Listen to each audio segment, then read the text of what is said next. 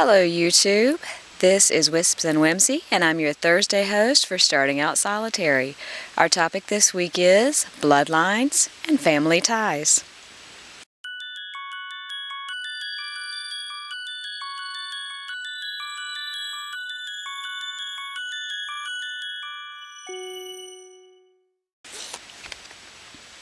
So our topic this week, we kind of have a two-part topic. Our question came from Liloken. I hope I'm saying your name right. I apologize if it's not. But he asked a question about hereditary or bloodline witchcraft. He wanted to know what exactly, if we had any knowledge or experience of it, had done research on it. And he also asked, what I thought was interesting, was how could you tell how long a bloodline was? Like how long it had been. I did some research, and I found, according to Llewellyn's Encyclopedia Online, they have two definitions. A hereditary witch is a witch who is born into a family of witches. Sometimes the link is a direct one from parent to child, and sometimes it's from grandparent to grandchild or from aunt or uncle to niece or nephew. But there's a family tie versus a family tradition, which is an actual system. So it's not just the fact that there is a family passing on like a sense of a genetic, but a family tradition is a system in which the old ways have been preserved through superstitions, practices, or folkways among members of the same bloodline.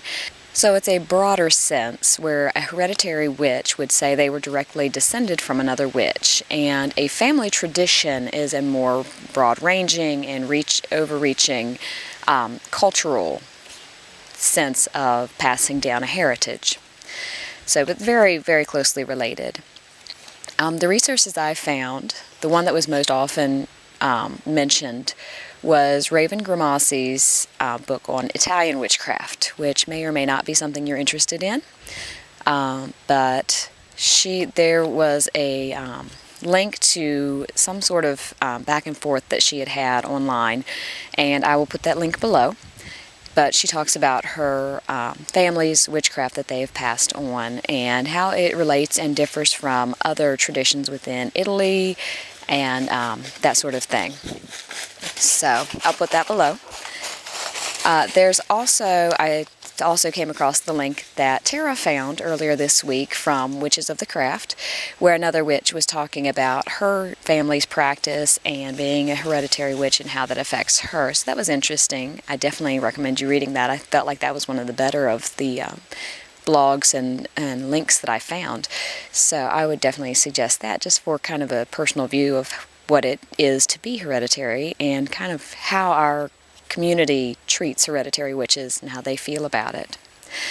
A lot of what I found, hereditary witches, it seems to predicate on having been born with abilities, specifically psychic abilities. So I can't say that this is necessarily across the board, but many of the mentions that I did find relate to psychic ability or other magical ability. So I think, like Tara said, some people feel that they're born with it, or they're at least raised with it, so it feels as if they were born with it. And other people come to it later on, and we just have to develop ourselves differently.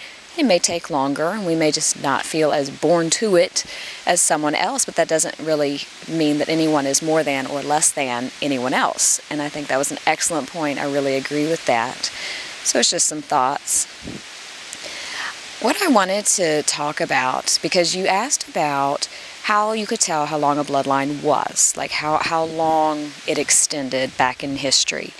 And my answer to that, as a history student, would be that it would be very difficult to establish a bloodline. You would have to use family documents, which you probably wouldn't be able to access if you're not from within that family. There would be very little that you could find to prove a bloodline, so to speak, like a pedigreed witch's bloodline, Wiccan bloodline, or what have you.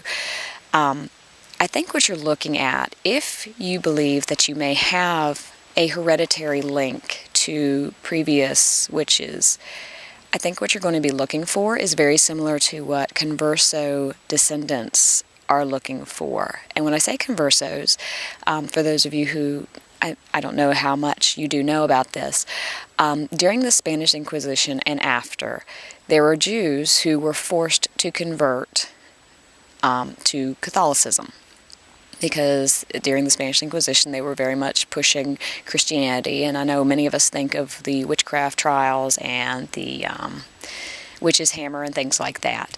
But it wasn't just, similarly to the Holocaust, was not just about Jews. The Spanish Inquisition was not just about witches. And so for many Jews, they converted willingly and were called conversos, or they converted unwillingly in order to protect themselves. And in either case, they were treated with suspicion, and they had to essentially whitewash their family traditions and experiences and heritage in order to fit into the mold and try to present themselves as blameless.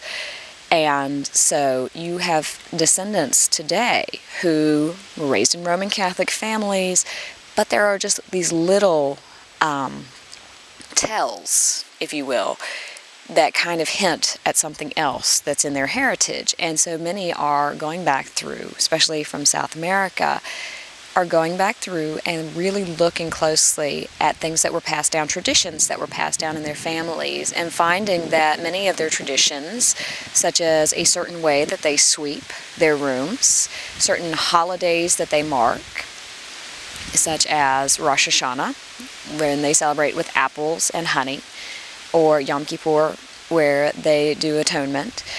These holidays are slightly altered, and so they fit into a Roman Catholic belief system, and yet it is just a small tie that they're finding that brings them back to their former Jewish heritage. And so many people are trying to find themselves as Jews, currently, and trying to establish themselves that way. So this immediately came to my mind when you talked about bloodlines and trying to establish how long a bloodline was. I don't know if that's where your mind was going or not, but it just came to me. I find it very interesting, and I think you could probably do something similar as far as, for instance, we celebrate Mabon with apples. If you have ties with that, it may or may not mean witchcraft is in your past, but it's something to look at. Are there little tells? Are there certain ways that your family has always lit candles? That certainly was for the Jewish Sabbath, the Shabbat. That was a tell for these families that they knew that they celebrated a certain way, but they did it behind closed doors. And it's interesting because in both cases, the traditions are very closely held secrets, or they can be. And so I think if you're looking for that in your past, it may be very difficult for you to uncover it, but certainly you can try to see if that's something related.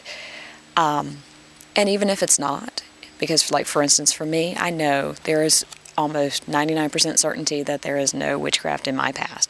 My family has been strong Protestants for generations and generations and generations on back. So you would probably have to go back to the Neolithic era to find pagans in my past. That is how strongly that has been passed down, which of course makes it difficult for me because I know my ancestors are rolling in their graves when if they were able to know what I'm doing today, but that's another story. So those are my thoughts on that. Now, kind of tying that back into family ties and my family, I also feel that I'm having a very closely guarded secret. And so if someone were to look back on my traditions and what I'm passing on as a heritage to my children, they're not going to find strong markers because I am, a very closely guarded witch. So what they're going to see is my honor of the earth and my marking of the seasons and the little things that we do. And I think my family, my own little family, because we have so many different things that we celebrate. We celebrate, of course, Christian heritage through the children's father and our families. We celebrate, we're open to other things that I've researched over the years, such as Judaism and Islam. And the beautiful thing is seeing how all of these meld together and overlap and intertwine. And that's what I'm passing on to my kids, is that interconnectedness. And I want them, the charge to know yourself. That is what I want to pass on to my kids more than anything else. I want them to discover their own paths. I want them to know their own ways. I hope that I'm passing on traditions that they will instill in themselves and in their children. But at the same time, knowing yourself, I think, is the most important thing for me to instill in my children and for them to pass on. And, that's something you don't have to be a witch or be a Jew or be a Christian or anything in order to do. And I think it's important to kind of view it that way. We can search for our roots, and certainly that's a wonderful thing for us to connect with. But at the end of the day, we need to know ourselves and what is important to us. So that's kind of what I'm passing on.